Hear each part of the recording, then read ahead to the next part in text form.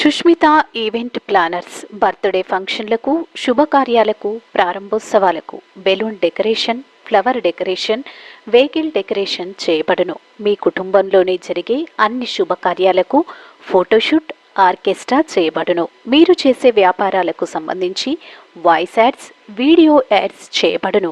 వివరాలకు సంప్రదించండి. Sushmita event organiser, బడుగు జయాకర్, 9966256609, పొద్దుటూరు.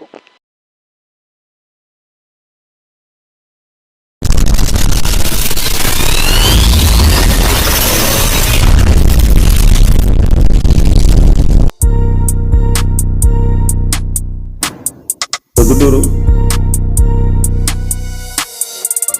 ముస్లిం ప్రజానికానికి, అలాగే పొద్దుటూరు పుర ప్రజలకు, ముస్లిం అక్క చెల్లెమ్మలకు, ముఖ్యంగా మా ఇస్లాంపురం మసీదుకు సంబంధించిన అమ్మలు, అక్కలు, అన్నలు, తమ్ముళ్ళకు అందరికీ తెలియజేయాలని చెప్పి నా ఈ తపన. ఆ తెలియజేసే అంశం ఏమిటంటే, అంజుమన్ ఎలక్షన్ సంబంధించినది, దాంట్లో ఏ రకంగా అవినీతి, దౌర్జన్యము, దొమ్మి జరిగిందనే దానికి తెలియజేయాలని చెప్పి ఈ ప్రెస్ మీటు. ఇస్లాంపురం మసీదుకు సంబంధించిన కమిటీ సభ్యులకు అందరికీ, ఒక్క ముక్తార్ తప్ప మిగతా కమిటీ సభ్యులకు అందరికీ, నేనేదన్నా చెప్పబోయే దాంట్లో మీ మనసు ఏదన్నా బాధపడితే నన్ను గొప్ప మనసుతో మీరందరూ క్షమించాలని చెప్పి కోరుకుంటూ, అంజుమన్ సంబంధించిన ఎలక్షన్స్, అంజుమన్కు అనుసంధానమైన పొద్దుటూరులో ఉన్నబడిన మసీదులు ఆనవాయితీగా ప్రతి మసీదు నుంచి 2 మెంబర్లను ఎన్నుకోవడం అనేది జరుగుతుంది. ఆ ఎన్నుకోవాలనే క్రమంలో అంజుమన్కు సంబంధించిన సర్ఫరస్లు బుక్కులు పంపించడము, అంజుమన్ సంబంధించి విధి విధానాలు ఏంటి, మసీదులో అనౌన్స్ చేయడము, మసీదుకు సంబంధించిన పెద్ద మనుషులు, మసీదుకు నమాజుకు వచ్చే పెద్ద మనుషులు, ఆ మసీదుకు సంబంధించిన ప్రాంగణంలో బయట ఉన్న పెద్ద మనుషులను తీసుకొని, ఎవరన్నా అంజుమను పోవాలని ఇంట్రెస్టెడ్గా ఉంటే మసీదులో అనౌన్స్ చేసి 4 రోజులు కాల వ్యవధి టైం అనేది పెడతారు. ఆ టైం పెట్టినప్పుడు ఎవరన్నా ఇంట్రెస్ట్ ఉండేటోళ్ళు 1, 2, 3 వచ్చినప్పుడు పెద్ద మనుషులు కలగజేసుకొని, సరేలే ఈ దఫా నువ్వు వద్దు, నెక్స్ట్ ఇంకొకరు పంపిస్తాంలే అని చెప్పి చర్చ జరిపి ప్రశాంత వాతావరణంలో 2 మెంబర్లను పంపించడం జరుగుతుంది. రాజకీయం చోటు చేసుకున్న తర్వాత మా ఇస్లాంపురం మసీద్ ఏరియా సంబంధించి రాజకీయం చోటు ఎక్కువ ఉంది కాబట్టి కాదుకూడదు, మేము కూడా పాల్గొంటామనే చెప్పినప్పుడు ఎలక్షన్ అనేది జరపాలి. ఆ ఎలక్షన్ అనేది వీళ్ళు ఎందుకు జరపలేదనేది చెప్తాను. అది కూడా మా మసీదులో అనౌన్స్ చేయలేదు, మసీదులో కూర్చొని చర్చ జరపలేదు. అదే ఇస్లాంపురం మసీదుకు సంబంధించిన ప్రెసిడెంట్ ముక్తార్ ఇంట్లో కమిటీ సభ్యులందరినీ పిలుచుకొని ఆడ కూర్చొని 2 మెంబర్లు, ఒక ముక్తారు ఇంకొకరిని ఎన్నుకోవడం జరిగింది. అదే కమిటీ సభ్యునిగా నేనున్నాను, నాకు తెలియజేయలేదు. నాకు ఈ విషయం తెలిసిన తర్వాత నేను మసీదులో ఎలా ఈ రకంగా చేస్తే అని సెక్రటరీని, ట్రెజరీని, కొందరు కమిటీ మెంబర్లను అందరిని అడగగా మేము చేసిందైతే కరెక్ట్ కాదు, నీకు తెలియజేయాల్సిందే, మేము తెలియజేయలేదు. అతని ఇంటికి పిలిచాడు, మేము పోయినాము, మాట్లాడినాము. కాదు గుర్దు అని చెప్పి మేము అతన్నైతే ఎదిరించలేము కదా. ఇక్కడ స్పష్టంగా మీరు గమనించాల్సింది పొద్దుటూరు పట్టణ ప్రజలు, ముస్లిం సోదరులు, అతన్ని మేము ఎదిరించలేము కదా. నువ్వైతే ఎదిరిస్తావు, నువ్వు మాట్లాడతావు, ఆ శక్తి సామర్థ్యాలు నీకున్నాయి. మేమైతే మాట్లాడలేము కదా అతని ముందర. ఇది జరిగింది అయితే తప్పు, నువ్వు ఏం చేస్తావో నువ్వు చేయి, నీకు మేము మద్దతుగానే ఉంటామని చెప్పి మా కమిటీ సభ్యులందరూ చెప్పారు. నేను ఆ స్ఫూర్తితోనే మా మసీదులో నిరసన వ్యక్తం చేస్తే అంజుమన్కి సంబంధించిన ఎలక్షన్ జరిపే లాయర్ జీలాన్ గారు వచ్చి మా సెక్రటరీతో ఫోన్లో మాట్లాడడం జరిగింది, మా మసీదుకు సంబంధించిన పేష్వాంతో మాట్లాడడం జరిగింది, అక్కడ ఉండే ముసళ్ళతో కూడా మాట్లాడడం జరిగింది. అనౌన్స్ చేయలేదు, ఈడ కూర్చొని చర్చ జరపలేదు అని కనుక్కున్న తర్వాత, విచారించిన తర్వాతనే నేను న్యాయం చేస్తాను, నువ్వు నిరసన తెలుపాకు, ఊళ్ళో అల్లరైతుంది, ఖచ్చితంగా నీకు న్యాయం జరుగుతుందని ఆయన చెప్పిన తర్వాత నేను ఆ నిరసన వ్యక్తం ఆడికి మానేసి ఆ పెద్ద మనుషులు చెప్పిన మాట ప్రకారం నేను ఉన్నాను. దాదాపీర్ గారు కూడా నేను ఆయనతో ఫోన్లో మాట్లాడినాను, సర్ఫరాజ్ పెద్ద మనిషి, ఆయన కూడా లేదులే కాయ్యా మేము న్యాయం చేస్తామని చెప్పారు. కానీ ఎటువంటి న్యాయం అయితే చేయలేదు. ఆ చేయకపోవడానికి కారణము ఇతను ముక్తారే. నేను ఇప్పుడు చెప్తాండా, మీరు పెద్ద మనుషులు ఎవరైనా సరే సర్ఫరాజ్కి సంబంధించిన వాళ్ళు, అదేం పెద్ద రాష్ట్రపతి పదవి అనేదేం కాదు. ఇప్పటికైనా మా మసీదుకి వచ్చి మీకు ఒక ఛాలెంజ్, మీరు ఎన్నిక జరపండి, న్యాయబద్ధంగా ఎన్నిక జరపండి. ఆ పక్క ముక్తార్ గెలుస్తాడా, ఈ పక్క కాజా గెలుస్తాడా అనేది తెలుస్తుంది. మీరు అవి జరపకుండా అతనేమన్నా ఓడుతాడనే భయమో, మీకేమన్నా అతను ఓడిపోతే మాకందరికి నామూషినో అని చెప్పి మీరు ఎలక్షన్ జరపకుండా దొంగసాటున మెంబర్లుగా ఎన్నుకొని ఈరోజు ఏకగ్రీవంగా ప్రెసిడెంట్ అయినాడు, విజయం పొందాడని చెప్పి మీరందరూ ఆనందపడుతున్నారు. అసలు ఆ విజయం అనే పదమే సిగ్గుపడుతుంది. ఈరోజు దొంగదారిన దొడ్డిదారిన ఎలక్షన్లో ఎన్నుకొని ఇష్టానుసారం చేసుకొని గెలిచినానని చెప్పి సంకలు మీరు గుద్దుకుంటున్నారే, విజయం వచ్చిందని సంకలు గుద్దుకుంటున్నారే, ఆ విజయం అనే పదమే మిమ్మల్ని చూసి తలదించుకొని సిగ్గుపడుతుంది. ఆ రకంగా చేసినారు మీరు సర్ఫరాజ్ పెద్ద మనుషులు. ఎక్కడైనా కానీ సర్ఫరాజ్గా ఉండేతను రాజీనామా చేస్తే మళ్ళా కమిటీలోకి వచ్చేదానికి లేదని మీరు అంటారే, ఇదే గతంలో ముక్తారు సర్ఫరాజ్గా ఉన్నాడు. ప్రొద్దుటూరు ముస్లిం ప్రజలు ఇది గమనించండి.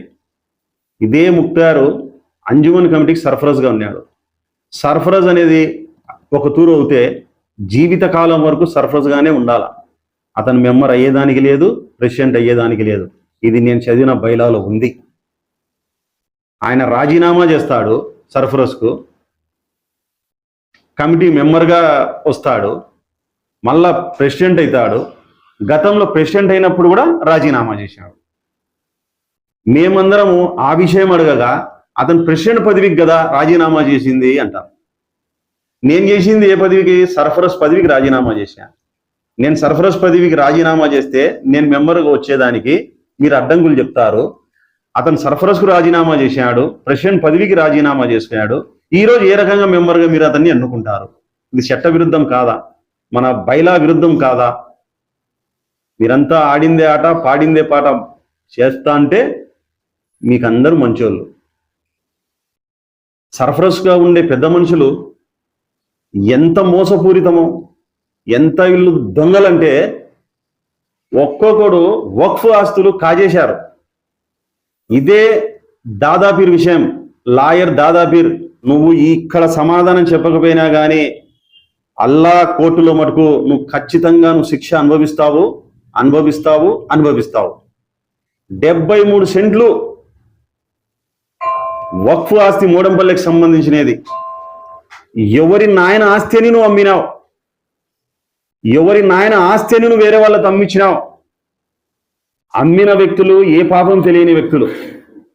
వాళ్ళ మాయ మాటలు చెప్పి నువ్వు 73 సెంట్లు అమ్మి ఆ లెక్క స్వాహా చేశావే. ఎవరి నాయన సొమ్ము నిన్ను స్వాహా చేశావు?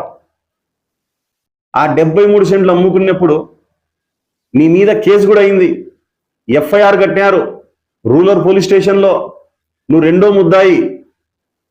ఏమంటే ఏ ముస్లిం సోదరుడు దాని మీద ఇంట్రెస్ట్ చూపించకపోయాలక నువ్వు ఆ కోర్టులు వెంబడి తిరిగి క్వాష్ చేసుకొని ఆ క్వాష్ చేసుకుంటాము. నీకు ఈరోజు నేను చెప్తాడా దాదాపీర్ ఏదైనా నువ్వు క్వాష్ చేసుకునేది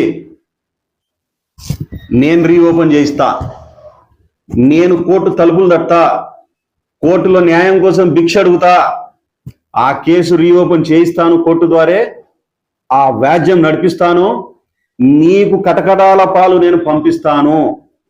నిన్ను ఎవరైనా సరే పెద్ద మనుషులను ఆదర్శంగా తీసుకొని వచ్చే యువత కూడా మంచి మార్గంలో నడచాల.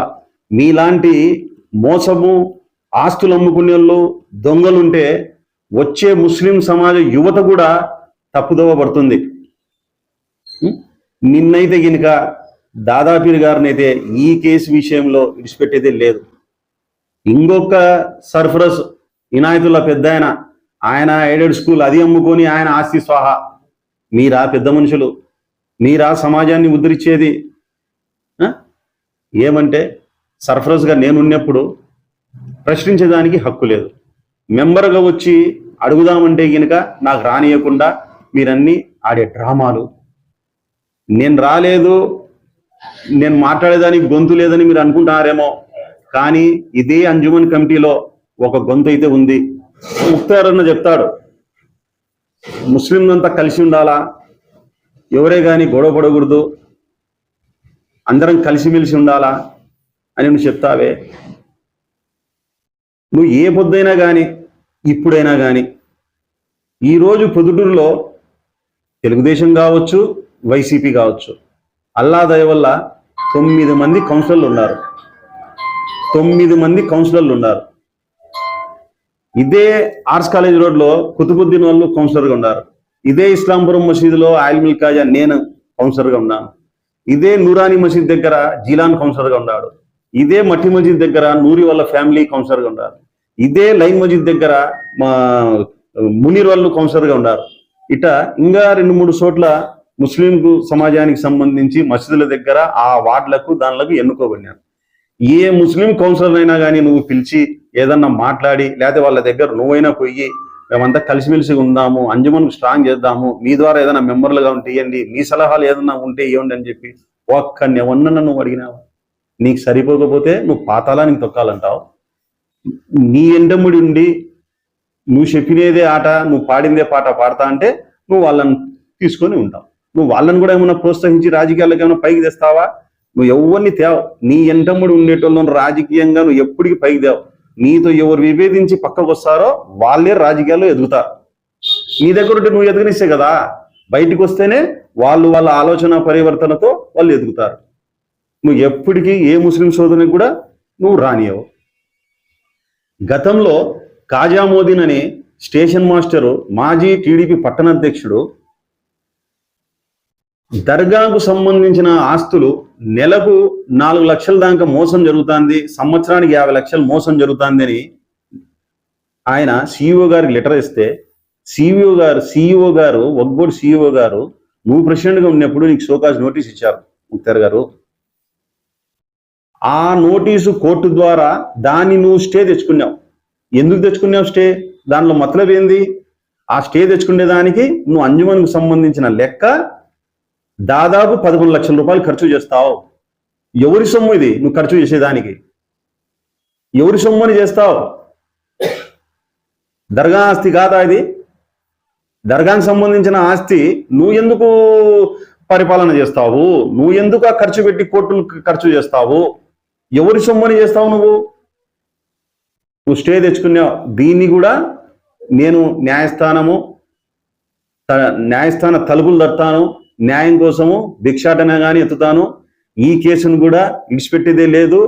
నేనైతే కోర్టు ద్వారా ప్రభుత్వాన్ని కూడా అడుగుతాను, అయ్యా ఇది దర్గాకు సంబంధించిన ఆస్తి, వక్ఫ్కు సంబంధించిన ఆస్తి, ఈ అంజుమన్ ఎవరు పరిపాలన చేసేదానికి? వక్ఫ్ మీరు పరిపాలన చేయండి, మీ ద్వారా కావంటే కమిటీ ఉంటుంది. ఇదంతా దొంగ కమిటీలు, ఎవరే కానీ బైలా ప్రకారం నడచడం లేదు. రాజకీయాల్లో ఉండేటోళ్ళు అంజుమన్ కమిటీలు ఉండకూడదు అనేది బైలా ఉంది. నువ్వు రాజకీయ నాయకునివే, నేను రాజకీయ నాయకునివే. నువ్వైతే ఉండొచ్చు, మేమైతే రాకూడదు. నువ్వైతే ఉండొచ్చు, వేరే వాళ్ళు ఎవరు రాకూడదు. ఇది ఎక్కడ న్యాయం? ఇది ఇప్పుడు జరుపుతాం ఎలక్షన్. మా ఇస్లాంపురం మసీదుకు రా, నీకు కూడా చెప్తాండా. మా ఇస్లాంపురం మసీదుకు వచ్చి అనౌన్స్ చేయి. ఏ రకంగా ఎన్నిక ఉందో ఆ రకంగా చట్టబద్ధంగా నువ్వు ఎన్నిక నిర్వహించు. గెలుపోవటం అనేది అల్లా చేతిలో ఉంది. మా ఇస్లాంపురం సంబంధించిన ముస్లిం సోదరుల చేతుల్లో ఉంది. వాళ్ళు ఎవరికి పట్టం కట్టే వాళ్ళు పోదాం అంజుమన్ కమిటీకి. నీ మాదిరిగా దొడ్డిదారిదమన్నా ఎలక్షన్లు లోగలోగా కూర్చొని సంతకాలు సేకరించి కాదు. నేను కూడా సంతకాలు సేకరించి నేను కూడా ఇచ్చాను కదా, దాని మీద ఏది లేదే, స్పందనే లేదే. మీ విఘ్నతే ఏడుస్తాండ. మొన్నటికి మొన్న ప్రెసిడెంట్ ఎన్నుకునేటప్పుడు బయట వ్యక్తులు ఎవరు రాకూడదని చెప్పి బైలాలో ఉంది. ఆ బయట వ్యక్తులందరినీ తీసుకొని నువ్వు ఆడ ప్రెసిడెంట్ ఎన్నిక కావడం ఏందది? ఏం సమాధానం చెప్పాలంటావు నువ్వు? ఏం సమాధానం చెప్తావు ముస్లిం సమాజానికి? ఎన్నిక అయిపోయిన తర్వాత నువ్వు జల్సాగా గ్రాండ్గా ఒక 5,000 మందితో చేయి, నువ్వు ఎవరు వద్దంటున్నావా? మీకు ఆ ఎన్నిక జరిపేటప్పుడు ఎవరు ఉండకూడదు, మెమ్మల్ని మాత్రమే ఉండాలా, సర్పరస్లు మాత్రమే ఉండాలా? అంతా దానికి విరుద్ధం ఎందుకు చేస్తారు మీరు? బైలాకు సంబంధించి విరుద్ధం. ఇక్కడ కాకపోయినా కానీ మీరు అల్లాకు సంబంధించిన కోర్టులు అయితే మటుకు మీకు శిక్ష తప్పదు. అక్కడైతే మీరు ఇది చేసిన దానికంతా సమాధానం చెప్పాల్సిందే. దాదాపీర్ అనే వ్యక్తికి అయితే కనుక నేను మరీ చెప్తున్నాను, అతనికైతే కోర్టు ద్వారా విడిచిపెట్టేదే లేదు.